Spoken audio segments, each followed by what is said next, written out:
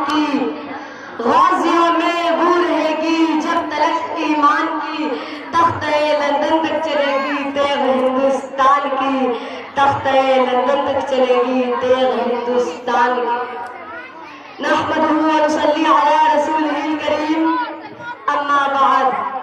मेरे मुश्किल असातिज़ाए किराम और मेरे प्यारे साथियों, अस्सलामु अलैकुम व रहमतुल्लाहि व बरकातुहू। सबसे पहले मैं आप लोगों को यौम जमहूरिया की मुबारकबाद करती हूँ। इस साल हम 76वां यौम जमहूरिया मना रहे हैं। मंज़िले हक़ और सदाकत में जो काम आते हैं, मंज़िले हक़ और सदाकत में जो काम आते हैं, ऐसे लोगों की ही तारीख में नाम आते हैं, ऐसे लोगों की ही तारीख में नाम आते हैं। सामिईन किराम, मेरी तकरीर का उन्वान है मुजाहिदे आज़ादी हिंद मौलाना फजले हक खैराबादी। एक तरफ इतना वसी मौजू और दूसरी तरफ वक्त की बंदिश। बहरहाल मैं अपनी बातों को वक्त मुकर्ररा पर खत्म करने की कोशिश करूंगी। 19वीं सदी के मुज्तहिदे आज़म, फलसफा और मंतिक के इमाम, उर्दू, अरबी और फारसी के बाकमाल आलिम, बुलंद मर्तबा शायर और कई किताबों के मुसन्निफ का नाम था हज़रत मौलाना फजले हक खैराबादी रहमतुल्लाह अलैह। आपका ताल्लुक एक बहुत बड़े इल्मी खानदान से था। आपने 50 साल तक दरसो तदरीस का सिलसिला जारी रखा और दूसरी तरफ मैदान सियासत में अंग्रेजों के खिलाफ जिहाद में इस्तेमार के जबड़े चीरने में जो किरदार मौलाना फजले हक खैराबादी ने अदा किया है, वो लाजवाब है। जब बड़े बड़े असहाब अंग्रेजों का कमा पड़ चुके थे, जब बड़े बड़े लोग अंग्रेजों के वजीफा खा बन चुके थे, जब अंग्रेजों के खिलाफ एक लफ्ज बोलना भी जुर्म करार दिया जा रहा था, जब बड़े बड़े मुफ्ती अंग्रेजों के खिलाफ फतवा को गद्दारी का मकाम तय थे, जब अंग्रेजों की गिरफ्तारियां हद से ज्यादा बढ़ चुकी थी, तब मौलाना फजले हक खैराबादी ने अंग्रेजों के खिलाफ फतवा जिहाद किया, जिसे सुनने के बाद सिर्फ दिल्ली में ही एक या दो बल्कि कुल 90,000 लोग जंग आजादी लड़ने के लिए तैयार हो गए। ये फतवा कोई आम फतवा नहीं था।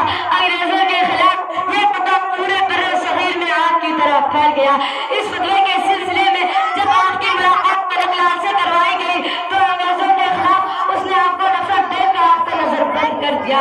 कुछ वक्त बाद आप पर बगावत और कई दूसरे झूठे इल्जामात लगाकर आपको काले पानी की सजा दे दी, जो इस वक्त अंडमान जजीरे में रहने की सबसे बड़ी और सबसे बुरी सजा थी।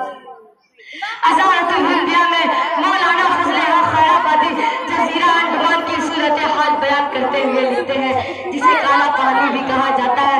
ये एक ऐसी जगह है जहाँ सूरज हमेशा सर पे रहता है। यहाँ की हवा जख्तूम से भी ज्यादा सख्त सांपों के जहर से भी ज्यादा कड़वा है। हवा बदबूदार है और बीमारियां बेशुमार। सामिईन, ऐसा महसूस होता है कि हमारे मुजाहिदे आजादी अंग्रेजों के जुल्म सितम के सामने खड़े ये कहते रहे कि सितमगर इधर आ हुनर आजमाए, सितमगर इधर आ हुनर आजमाए, तू तीर आजमा हम जिगर आजमाए, तू तीर आजमा हम जिगर आजमाए। कुछ 1 साल 8 महीने और 20 दिन वहाँ रहने के बाद जब आपकी हालत बिल्कुल लागर हो गई और आप अपनी आखिरी सांस ले रहे थे, तब एक अंग्रेजी अफसर आपके पास आया और बोला कि तुम बस इतना कह दो कि मैंने जो फतवा दिया था आज मुझे उस पर अफसोस है। आप जो ऐसी हालत में थे कि उठकर अपनी दवा भी नहीं ले सकते थे, उस अंग्रेज अफसर के सामने उठकर बैठे और बोले, इस बात पर मुझे कोई अफसोस नहीं बल्कि फख्र है कि मैंने दीन की बुलंदी के लिए फतवा जिहाद दिया।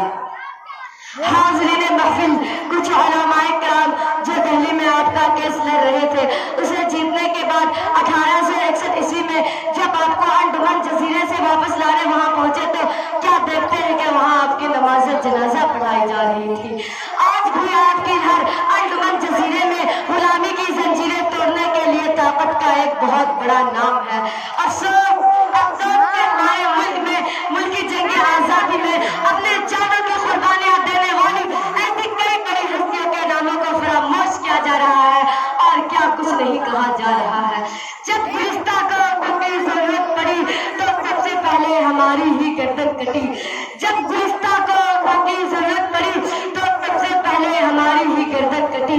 फिर भी कहते हैं हमसे ये अहले चमन, फिर भी कहते हैं हमसे ये अहले चमन, ये चमन है हमारा तुम्हारा नहीं, ये चमन है हमारा तुम्हारा नहीं। अस्सलामु अलैकुम व रहमतुल्लाह।